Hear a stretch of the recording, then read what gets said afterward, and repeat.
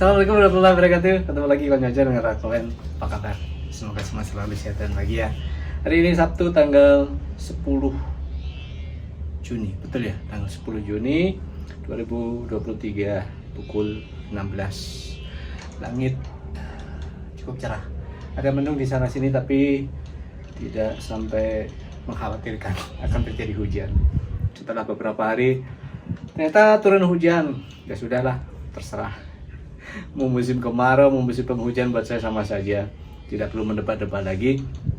Tidak perlu meramal-ramal juga karena ternyata ya diramal musim kemarau nyatanya hujan gitu ya. Hari ini alhamdulillah saya ketemu dengan ikan asin. Makan hanya dengan ikan asin dan kerupuk krusuk atau biasa disebut sebagai opak krusuk. Angin berembus kencang, sejuk. Nah, sekarang ada di sekitar sumur di belakang. Bingung mau cari lokasi di mana, di dalam ruangan juga sudah bosan. Akhirnya ketemulah tempat ini. Beberapa kali sih saya ada di sini, cuman entah kenapa hari ini tiba-tiba saya kepingin lagi untuk syuting di sini. Yuk makan. Makan apa sekarang ya jam 4 ini ya? Disebut makan siang sudah lewat, disebut makan malam belum saatnya. Ya karena saya memang telat. Jadi pulang dari tempat kerja langsung tidur seperti biasa. Dan tidur sudah sore, ya sudah sekarang saatnya bersantap.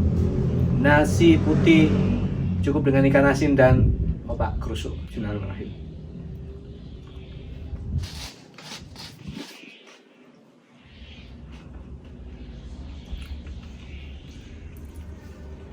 Sambil saya akan melanjutkan cerita yang saya mulai 2 hari yang lalu. Di mana? Di sekolah ya, di sekolah.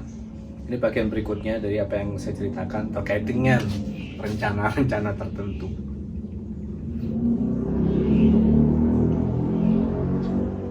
Makan hanya dengan ikan asin, jadi teringat masa kecil. Hari-hari sering seperti ini daripada mendapat lauk yang macam-macam yang lain-lain yang beragam, tapi ini sudah cukup membahagiakan saat itu. Ya namanya juga anak kecil nggak terpikir kenapa saya hanya makan ikan asin nyaris setiap hari ya, kenapa tidak ada ini tuh, nggak, yang penting ketika lapar ada makanan apapun itu sudah salah saja memakannya. Gitu ceritanya. 2 hari yang lalu sudah saya ceritakan tentang rencana saya mau resign dari pekerjaan saya, resign dari tugas mengajar. Saya sering menyebutnya pekerjaan, ya memang pekerjaan, ya memang saya bekerja cari uang, tapi cari uang dengan cara bagaimana? Dengan cara menjalankan tugas-tugas yang harus saya emban dengan sebaik-baiknya dan benar-benar berusaha untuk profesional. Tentu saja tidak menafikan kemungkinan bahwa ada banyak hal yang perlu saya pelajari, ada banyak hal yang mungkin masih perlu pembenahan di sana sini, itu manusiawi.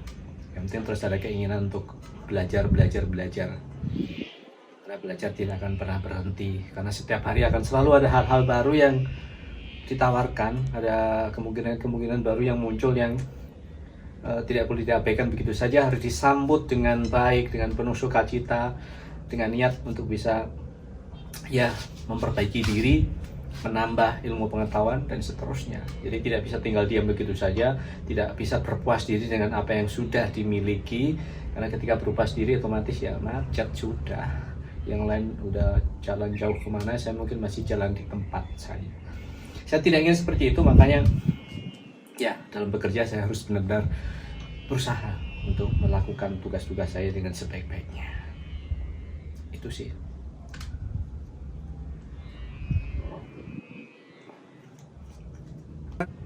Alasan pertama kemarin terkait dengan kesehatan ya. Dan saya lebih membahas tentang kesehatan yang hubungannya dengan badan saya, dengan diri saya sendiri. Tapi hari ini saya akan bahas keterkaitan antara kesehatan dengan pekerjaan saya secara khusus dan apa efeknya, dampaknya ketika saya harus menjalankan tugas dalam kondisi badan tidak sehat. Nah itu yang penting itu.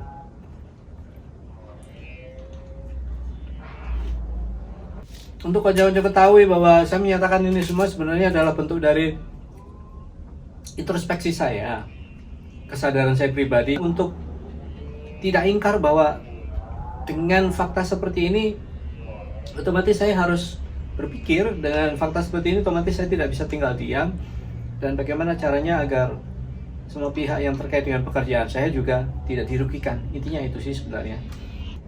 Rencana.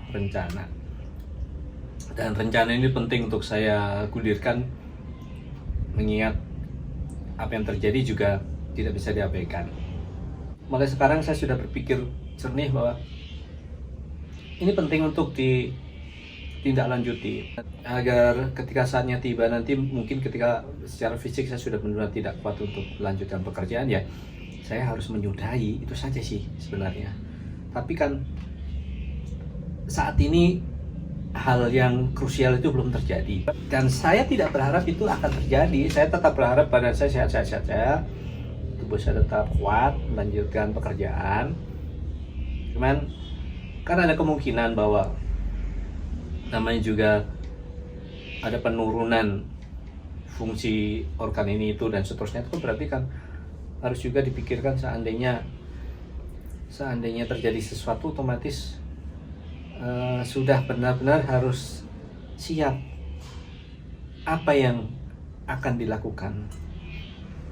Makanya rencana ini benar-benar harus saya perhatikan agar tidak ada yang dirugikan. Kalaupun ada pihak yang paling dirugikan, biarlah saya saja gitu loh ya. Yang penting pihak-pihak lain yang terkait dengan diri saya tidak dirugikan. Dalam hal ini siswa, terus terpenting juga lembaga. Karena lembaga sudah menata sedemikian rupa agar semua proses itu berjalan dengan semestinya. Semua yang menjalankan tugas di situ sehat-sehat saja, agar tujuan yang sudah dirancang bisa benar-benar terwujud tanpa ada kendala apapun.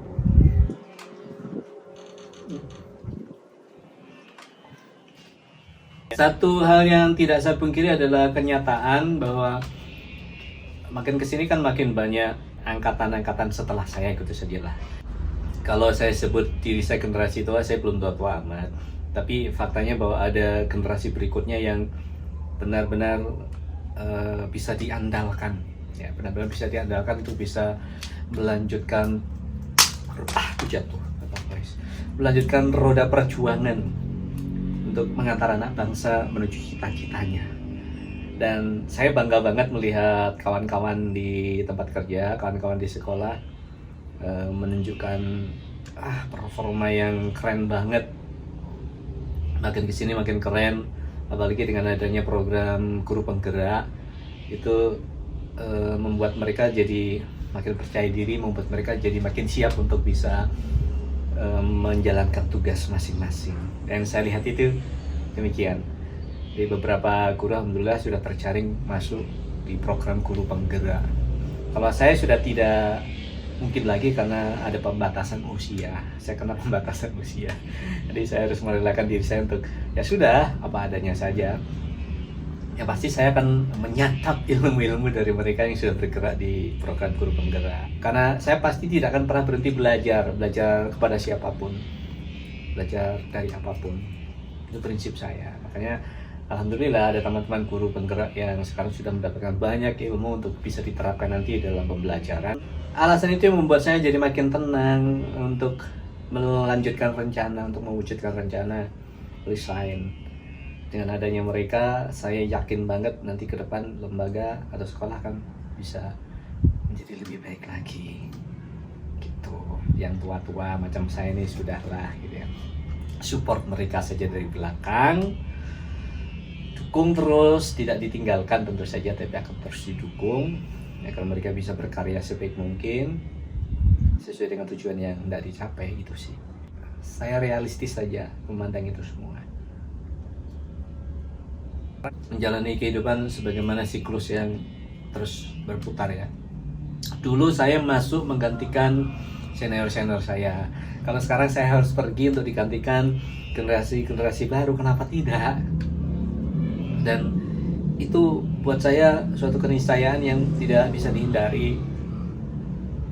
Ya namanya juga usia terus merangkak naik. berkurang ya, kesempatan hidup berkurang. Segala sesuatu sudah mengalami penurunan, otomatis ya tidak bisa mempertaruhkan kepentingan lembaga, tidak bisa mempertaruhkan kepentingan siswa. Kalau saya memaksakan diri, aduh nanti bagaimana kalau saya sudah keluar dari sana, saya nggak ada pekerjaan, terus saya memaksakan diri untuk melanjutkan tugas saya dengan kualitas yang tidak sebaik ketika saya sehat, ya bagaimana? Ada pihak yang dirugikan. Kalau saya sebut pihak-pihak yang dirugikan, saya, siswa, sekolah, wali murid, masyarakat, atau siapapun itulah. Saya harus memilih. Seandainya saya tetap melanjutkan dengan kualitas kinerja yang makin menurun, kemudian akhirnya berimbas pada kurang optimalnya apa yang didapatkan oleh siswa, ya nggak bisa dong. Saya harus legowo, saya harus realistis untuk biarlah saya saja yang rugi. Ketika saya memilih untuk resign, berarti hanya saya yang rugi. Langkah selanjutnya akan dilanjutkan oleh teman-teman yang sekarang siap untuk melanjutkan. Perkara saya ya sudah, lain hari saya pikirkan saya harus ngapain gitu. Jadi saya tidak perlu memaksakan diri untuk merugikan banyak pihak. Itu sih realistis, benar-benar saya berusaha untuk realistis. Nantilah saya akan cerita mau ngapain setelah saya resign, terus apa iya ini tidak terjadi semacam pertempuran di dalam diri saya antara saya kerja kemudian tiba-tiba berhenti, terus tidak ada pekerjaan berikutnya dan lain-lain. Itu memang terlintas dalam pikiran saya, tapi sekali lagi saya tidak mau jadi pihak yang merugikan banyak orang, banyak pihak hanya karena saya harus memaksakan diri untuk mempertahankan diri di tempat bekerja hanya demi uang, hanya demi saya dapat penghasilan. Konyol banget kalau seperti itu, konyol banget. Dan saya nggak akan pernah melakukan itu. Saya meyakini bahwa rezeki akan datanglah dari pintu lain. Kalaupun bukan dari pintu mengajar, mungkin dari pintu yang lain. Nantilah saya ceritakan lebih jauh. Jadi itu alasan kesekian dari rencana saya untuk resign dari tugas saya mengajar. Ya berharapnya sih tetap sehat, tapi itu kembali lagi pada pernyataan awal saya tadi. Kemungkinan lain itu harus dipikirkan.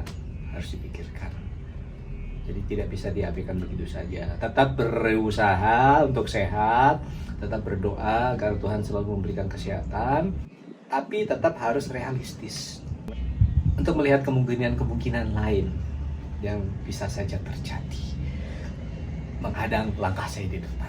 Masih banyak yang mau saya ceritakan terkait dengan rencana saya resign dari tempat bekerja. Masih banyak, masih panjang. Jadi akan ada episode berikutnya. Semoga teman-teman konten tidak bosan gitu ya. Barangkali ada yang bisa dipetik dari pernyataan saya. Kalaupun tidak ya sudahlah, abaikan, skip. Enggak. Saya percaya bahwa siapapun yang nonton channel saya akan selalu berusaha mendukung saya. Karena sampai hari ini saya masih harus terus berjuang. Sampai kapanpun saya siap berjuang. Karena saya sudah memperjuangkan channel ini selama 3 tahun. Dan itu bukan waktu yang pendek. Dan saya optimis ke depan kalau saya lebih gigih lagi berjuang, akan ada sesuatu menunggu di depan. Apakah itu mungkin keberhasilan, kesuksesan, atau apapun. Ya, tetap optimis dan tetap realistis bahwa itu kan kemungkinan. Masalah rezeki kan yang tahu. Ya, terima kasih. Ketemu lagi. Semoga kita semua selalu sehat dan bahagia. Assalamualaikum warahmatullahi wabarakatuh.